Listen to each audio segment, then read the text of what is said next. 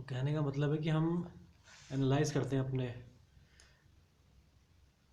Performance, financial performance, profit कितना था, ये तो एनालिसिस करेगी ओनर ऑफ द बिज़नेस। जैसे कि मैं बिज़नेस मेरा चल रहा है तो मैं एनालाइज करूँगा, हाँ भाई ये सब हुआ है मेरे बिज़नेस में फाइनेंशियल स्टेटमेंट देखकर। और भी यूज़र्स होते हैं जो मेरी फाइनेंशियल स्टेटमेंट, मेरे अकाउंट्स वगैरह सब एनालाइज करते हैं और फिर इंटरप्रेट करते हैं। वो कौन होते हैं यूज़र्स, मैं आपको बताता हूँ एक वन बाय वन। उससे पहले मैं आपको 7वां पॉइंट बताना चाहता हूँ, कम्युनिकेटिंग। कम्युनिकेटिंग का मतलब क्या है जी? कम्युनिकेट किसे करते हैं हम? जो हमने फाइनेंशियल मैनेजमेंट बना लिए हैं, फाइनेंशियल स्टेटमेंट बना लिए हैं हमने, जो फाइनेंशियल स्टेटमेंट क्या होते हैं, profit and loss account and balance sheet, ये जो हमने बनाए हैं इसको कम्युनिकेट करना पड़ता है। किस किस को दिखाना पड़ता, कौन कौन यूज़ करता है इसका, कहने का मतलब ये है। इसे कौन कौन यूज़ करता है वो मैं आपको बताता हूँ पहले। इन दोनों पॉइंट में यूज़र्स हैं, एनालिसिस वाले में और कम्युनिकेटिंग में। वो यूज़र्स कौन कौन से हैं देखिए जी। यूज़र्स हो सकते हैं ओनर, जो मैं खुद हूँ अपने बिज़नेस का, पेन बनाता हूँ वैसे आपको बताया मैंने एग्जांपल। ओनर हूँ तो मेरे को क्या देखना है, प्रॉफिट कितना है मेरा। फाइनेंशियल स्टेटमेंट मेरे को बता देगी मेरा प्रॉफिट कितना है, मेरी सेल्स कितनी हुई, मैंने परचेजेस कितने करे थे, मेरे एक्सपेंसेस कितने हुए थे। तो ये ओनर ये देखेगा अपनी फाइनेंशियल स्टेटमेंट। मैनेजमेंट क्या देखेगा? मैनेजमेंट देखेगा परफॉर्मेंस। परफॉर्मेंस क्या कैसी रही हमारी, पिछले सालों से कंपेयर करेगा कि कितने खर्चे हुए थे पिछले साल, कितने प्रॉफिट थे पिछले साल, क्या हमारी इंप्रूवमेंट हुई है या फिर हम इंप्रूवमेंट नहीं कर पाए इस साल। तो मैनेजमेंट वो देखेगा। बैंक, बैंक से हम लोन लेते हैं तो बैंक हमारी फाइनेंशियल स्टेटमेंट देखेगा, हमारी प्रॉफिट एंड लॉस अकाउंट देखेगा कि हमारा प्रॉफिट कितना है, कि हम इतना कमा भी रहे हैं कि हम उनका बैंक का लोन वापस दे सकें, उनको इंटरेस्ट पे कर सकें। तो बैंक भी देखता है। ऐसे ही मैंने आपको जो डिस्क्रिप्शन में वीडियो दिया था उसमें बताया था कि राजू से मैंने उधार लिया है पैसा इन्वेस्ट करने के लिए बिज़नेस में। तो वो इन्वेस्टर है मेरा, उसने मेरे को मेरे बिज़नेस में पैसा लगाया है, उधार दिया मुझे। तो वो भी तो देखेगा कि मेरी लोन का चौबान वापस देने की औकात है कि नहीं है मेरे बिज़नेस की, क्या मैं वापस दे पाऊँगा, क्या मेरा सफिशिएंट प्रॉफिट आ रहा है या नहीं आ रहा है। ऐसे ही गवर्नमेंट भी देखती है। गवर्नमेंट की काफ़ी सारी अथॉरिटीज़ हैं, जैसे कि टैक्स, इनकम टैक्स वाले देखेंगे कि जो मैंने प्रॉफिट कमाया है क्या उस पर मैंने बराबर से टैक्स पे कराया या नहीं कराया। सिमिलरली एम्प्लॉयज़ भी तो देखेंगे कि मैंने जो टैक्स पे करा है, सॉरी, ये जो मैंने प्रॉफिट कमाया है सैलरी, उस पर मैं उनके हिसाब से सैलरी पे कर रहा हूँ। मतलब कि अगर मेरा हर साल प्रॉफिट बढ़ता जा रहा है, मगर मेरा प्रॉफिट तो बढ़ रहा है मगर सैलरी मैं उतनी ही दे रहा हूँ जितनी मैं पहले देता था। तो एम्प्लॉयज़ भी देख देख सकते हैं प्रॉफिट बढ़ रहा है, सैलरी हमें प्रॉपर नहीं मिल रही है, तो वो भी चेक करते रहते हैं। तो ये सारे यूज़र्स हैं। और भी यूज़र्स होते हैं, हम आगे पढ़ेंगे इसी चैप्टर में यूज़र्स कौन कौन से होते हैं। तो ये हैं यूज़र्स हमारे फाइनेंशियल स्टेटमेंट को पढ़ने वाले। तो ये भी एनालिसिस करते हैं, इंटरप्रिटेट करते हैं, जैसे कि मैंने बताया आपको। कम्युनिकेटिंग पढ़ते हैं। Finally accounting involves communicating the financial data, that is financial statement which is profit and loss account and balance sheet to its users. Communicate करते हैं हम सारी फाइनेंशियल स्टेटमेंट।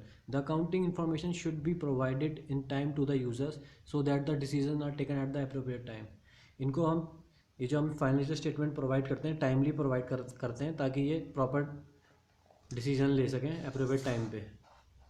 जैसे कि बैंक लोन कब देगा, जब हम उसको अपनी फाइनेंशियल स्टेटमेंट दिखाएंगे कि हम अच्छा खासा प्रॉफिट कमा रहे हैं, आप हमें लोन दे दीजिए। तो उसको हम देने जाएंगे, कम्युनिकेट करेंगे अपनी फाइनेंशियल स्टेटमेंट। ऐसी इन्वेस्टर है हमारा राजू, जिसने हमारे बिजनेस में पैसा लगाया, उसको भी हम देंगे ताकि वो हमें लोन दे सके। गवर्नमेंट को भी हम सही टाइम पे अपना फाइनेंशियल स्टेटमेंट दिखाएंगे ताकि वो भी पढ़ सकें हमारी फाइनेंशियल स्टेटमेंट और देख सकें कि हमने टैक्स सही से दिया है प्रॉफिट पे, वरना वो पेनल्टी लगाएंगे हमारे ऊपर। तो ये सब, इन सबको कम्युनिकेट किया जाता है हमारी फाइनेंशियल स्टेटमेंट। तो ये क्वेश्चन हमारा ख़त्म होता है। देखिए इससे हमने करा क्या, हमने स्टार्ट करा था, आपको याद हो कि हमने स्टार्ट करा था अकाउंटिंग की डेफिनेशन से। व्हाट इज़ अकाउंटिंग, ठीक है। इसको समझने के लिए हमने पढ़ा था attributes and characteristics of accounts, ठीक है। फिर मैंने आपको कहा था इसी इसी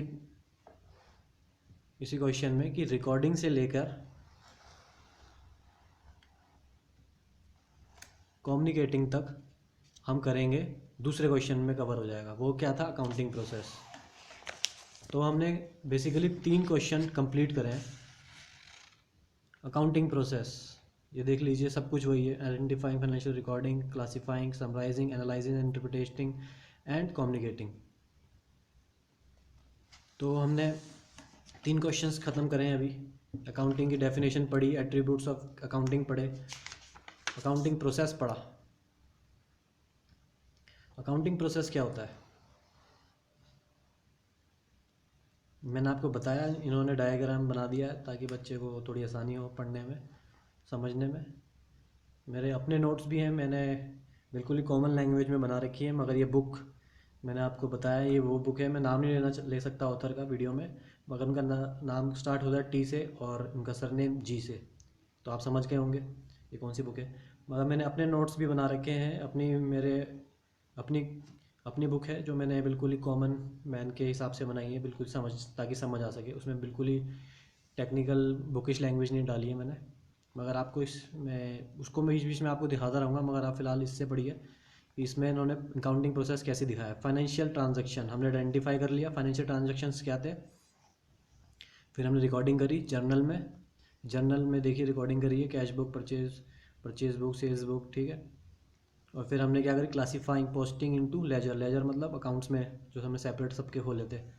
फिर हमने समरी बनाई, समराइजिंग करा, समराइजिंग मतलब ट्रायल बैलेंस में डाला, trading and profit and loss account में डाला और बैलेंस शीट में डाला। उसके बाद एनालाइज करा और फिर कम्युनिकेट करा टू यूजर्स। तो इसमें अकाउंटिंग प्रोसेस ये होता है। अकाउंटिंग प्रोसेस समझ में आ गया आपको? ये होता है। और हमारे जो एट्रीब्यूट्स होते हैं वो भी यही होता है, identifying transaction, measuring, recording, classifying, summarising, analysing and communicating. तो आप अपने बुक से ज़रूर पढ़िएगा ये सब जो मैंने आपको समझाया है। आप इजीली, अब आपको कोई डिफ़िकल्टी नहीं होगी इसको पढ़ने में, ठीक है। अब जो ये बाकी की डेफिनेशंस हैं हम आगे पढ़ेंगे, मगर इसी वीडियो में हम आगे पढ़ेंगे। मगर आपको मैं नेक्स्ट क्वेश्चन, एक छोटा सा क्वेश्चन है जो आपको दिख रहा होगा, बहुत ही सिंपल सा है। इज़ अकाउंटिंग अ साइंस और एन आर्ट? अकाउंटिंग साइंस है या फिर आर्ट है? इसका आंसर जो है वो है कि अकाउंटिंग साइंस भी है और आर्ट भी है। आर्ट क्या होती है? आर्ट वो होती है, वो टेक्निक होती है जो हमें कोई हमारा ऑब्जेक्टिव हमने बना रखा है उसको अचीव करने में हमारी हेल्प करती है, उसे आर्ट कहा जाता है। तो क्या अकाउंटिंग आर्ट है? जी हाँ, अकाउंटिंग आर्ट है, क्योंकि हमें जो हमारा ऑब्जेक्टिव क्या होता है अकाउंटेंट का, कि हमें फाइनेंशियल स्टेटमेंट बनाने हैं प्रॉपर। और वो कैसे बनता है? अकाउंटिंग से। Accounting is an art hence. तो accounting is an art as well as science. Art is the technique which help us to achieve our desired objective. Accounting is an art of recording. Art को किस हिसाब से art है accounting? क्योंकि वो recording करती है, क्लासीफाई करता है, समराइजिंग करती है फाइनेंशियल ट्रांजेक्शन्स की, जिससे अल्टीमेटली हमें क्या मिलता है? फाइनेंशियल स्टेटमेंट मिलता है, ऑब्जेक्टिव अचीव हो जाता है। It helps us in the knowing the profitability and financial position of the business. Same चीज़। अब जी साइंस कैसे हो सकती है? देखिए साइंस होती क्या है? साइंस का मतलब है कि हमने काफ़ी एक्सपेरिमेंट करे हुए हैं किसी चीज़ पे, और जब उस चीज़ को हमने अचीव करा है तो एक बेसिक प्रिंसिपल्स बन चुके हैं उसके। जैसे थॉमस एडिसन था, उसने बल्ब बनाया था। हमने कहानियाँ सुनी हैं कि वो काफ़ी बार फेल हुआ था, वो बल्ब नहीं बना पा रहा था, कुछ 10,000 बार बताया जाता है कि वो फेल हुआ था, नहीं बना पाया था। तो जब उसने बाद में जब भी बनाया होगा तो उसने एक प्रिंसिपल बना दिए थे, बेसिक प्रिंसिपल्स, कि ऐसे ऐसे करेंगे तो एक बल्ब में लाइट आएगी। तो कुछ प्रिंसिपल्स होते हैं, तब वो साइंस कहलाती है। और अकाउंटिंग में भी तो हमने बेसिक प्रिंसिपल बनाए जाते हैं, तभी तो हम वो कर पाते हैं। जैसे कि मैंने आपको बताया डेबिट क्रेडिट होता है, वो उसके प्रिंसिपल्स हैं।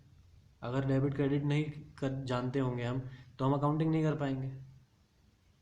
तो हम आगे सीखेंगे हालांकि डेबिट क्रेडिट क्या होते हैं, मगर अकाउंटिंग में भी बेसिक प्रिंसिपल्स हैं जिससे कि हम अपना अचीव कर पाते हैं गोल। देखिए, any organise knowledge based on certain basic principle is a science. Simple सी चीज़। Accounting is also a science as it is organise knowledge. Organise है सब कुछ इसमें, कि ये डेबिट होगा, ये क्रेडिट होगा, ये जर्नल बुक होगी, ये लेजर बुक होगी, ऐसे समरी बनेगी, समराइज करेंगे, ऐसे बैलेंस शीट बनेगी। तो ये it is also an science because it is an organise knowledge based on certain basic principles. That's it. बिल्कुल छोटा सा क्वेश्चन है, तो अगर पेपर में आ जाता, क्वेश्चन एग्जाम में आता है, तो आप लिख लीजिएगा। Accounting is an art as well as a science.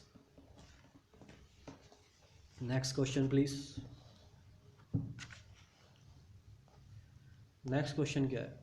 Next question है ब्रांचेस ऑफ अकाउंटिंग। देखिए, आपको दिख रहा होगा question, branches of accounting. Accounts की क्या क्या ब्रांच हो सकती हैं, क्या क्या मतलब अकाउंटिंग में आता है, किस किस तरह की अकाउंटिंग होती है। कहने का मतलब है कितने तरह की अकाउंटिंग होती है। इसमें लिखा हुआ है, साफ दिख रहा होगा आपको, financial accounting, cost accounting and management accounting. तो अभी तक जो हमने पढ़ा था, identifying financial transactions and event, और फिर उसको मेज़र करते हैं, फिर उसको रिकॉर्ड करते हैं, फिर उसको क्लासीफाई करते हैं, फिर समराइजिंग करते हैं, वो सब क्या होता है? वो होता है फाइनेंशियल अकाउंटिंग में आता है। इसके नाम से पता चल रहा है फाइनेंशियल अकाउंटिंग। वो सब आता है हमारे फाइनेंशियल अकाउंट में, ताकि, और इन सब ट्रांजैक्शंस का हम बनाते हैं profit and loss account and balance sheet. तो ये हो गया फाइनेंशियल अकाउंटिंग। जो सेकंड है कॉस्ट अकाउंटिंग। कॉस्ट अकाउंटिंग होता है, देखिए काफ़ी कहीं, जैसे मैं प्रोडक्ट बना रहा हूँ अपना, पेन का मैंने एग्जांपल लिया था, मैं पेन बना रहा हूँ, तो इसकी कॉस्ट कितनी, कम से कम कॉस्ट आनी चाहिए ताकि मैं ज़्यादा से ज़्यादा मुनाफा कमा सकूँ। इसकी कॉस्ट कैसे कम की जा सकती है, मतलब कॉस्ट से रिलेटेड सारी चीज़ें, कि कितनी कॉस्ट होगी और कितनी में कम की जा सकती है, और एक्सेट्रा एक्सेट्रा, कॉस्ट से रिलेटेड सारी जानकारी, और उसको कॉस्ट को कंट्रोल भी कैसे किया जा सकता है, ये सारी जानकारी कॉस्ट अकाउंटिंग में आती है। जैसे चार्टर्ड अकाउंटेंट होता है एक, ऐसे ही एक कॉस्ट अकाउंटेंट भी होता है। ये सारी जानकारी बताता है कंपनी को, कॉस्ट अकाउंटेंट। और फाइनेंशियल अकाउंटिंग के लिए चार्टर्ड अकाउंटेंट है। अभी हम पढ़ेंगे वन बाय वन इन्हें। मैनेजमेंट अकाउंटिंग, ये कोई नया कॉन्सेप्ट लगता है। मैनेजमेंट अकाउंटिंग, इसके नाम से पता चला ये मैनेजमेंट के लिए बना हुआ है। ये जो भी हमें डिसीजन लेने होते हैं मैनेजमेंट को, वो सब बताता है ये वाली अकाउंटिंग। चाहे उसमें फंड से रिलेटेड हो कि हमारे पास पैसा कितना है, कितना चाहिए, हमारी कॉस्ट कितनी आ रही है, प्रॉफिट सही आ रहे हैं नहीं आ रहे हैं, जो सारे डिसीजन जो मैनेजमेंट लेता है। मैनेजमेंट कौन होता है? जो डायरेक्टर्स हैं, जो चला रहे हैं बिजनेस को, मैनेज कर रहे हैं, तो वो उनसे रिलेटेड सारी इन्फॉर्मेशन मैनेजमेंट अकाउंटिंग देती है। तो कितने ब्रांचेस हैं अकाउंटिंग के? Branches of accounts, financial accounting, chartered accountant इसमें हायर पोस्ट पे होता है, कॉस्ट अकाउंटिंग और मैनेजमेंट अकाउंटेंट। तो चलिए पढ़ते हैं one by one. Financial accounting is that branch of accounting which records financial transactions, financial transactions को रिकॉर्ड करता है, and events, summarising and interpret them before communicating the result to the users. ये हम already पढ़ चुके हैं। इसका मतलब, it determines profit earn and loss incurred during the accounting period and financial position on the day when the accounting period ends. ठीक है जी। इसका मतलब क्या हुआ? इट डिटरमाइंस प्रॉफिट अर्न और लॉस इंकर्ड, जो हमारा प्रॉफिट हुआ है या फिर हमारे को लॉस हुआ है during the accounting period, usually 1 year. जो अकाउंटिंग पीरियड क्या होता है हमारा अकाउंटिंग पीरियड 2 तरीके से हो सकता है। अकाउंटिंग पीरियड देखिएगा,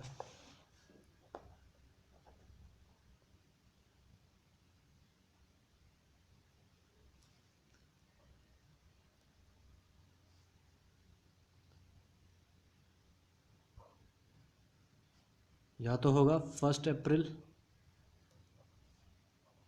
से नेक्स्ट ईयर के 31 मार्च तक, या होगा 1 जैन से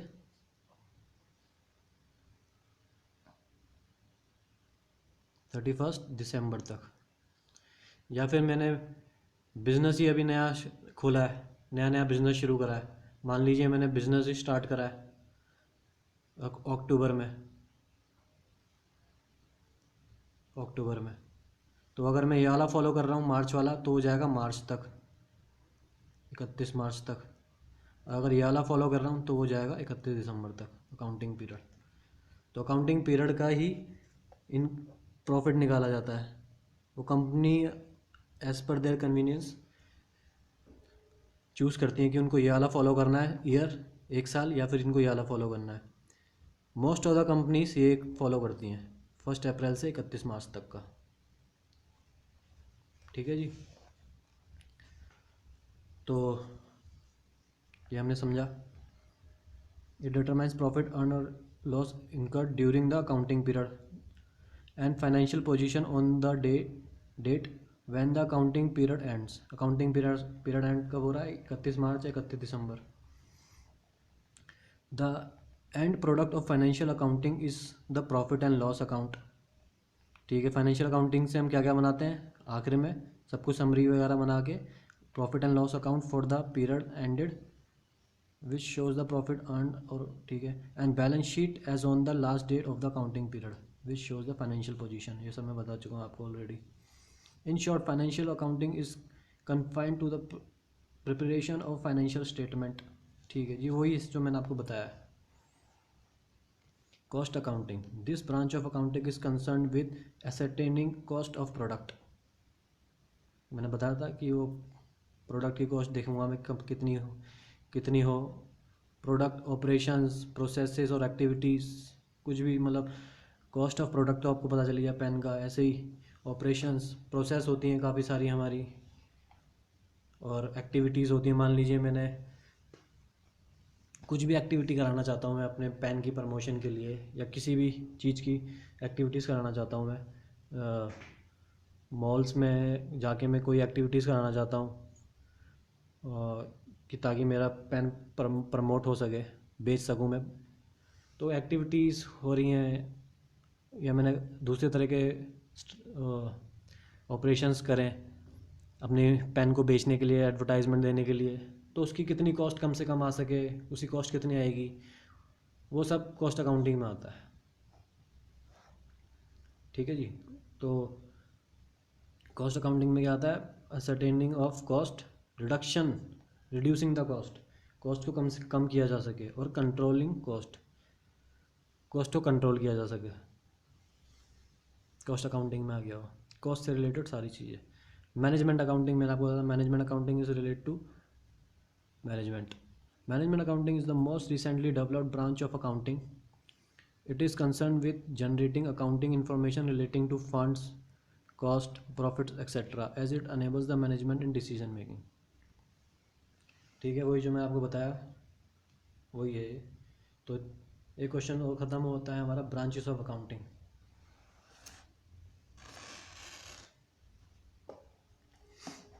तो जैसे कि मैंने आपको दिखाया था, जो हमारी डेफिनेशन शुरू हुई थी, तो उसमें एक क्वेश्चन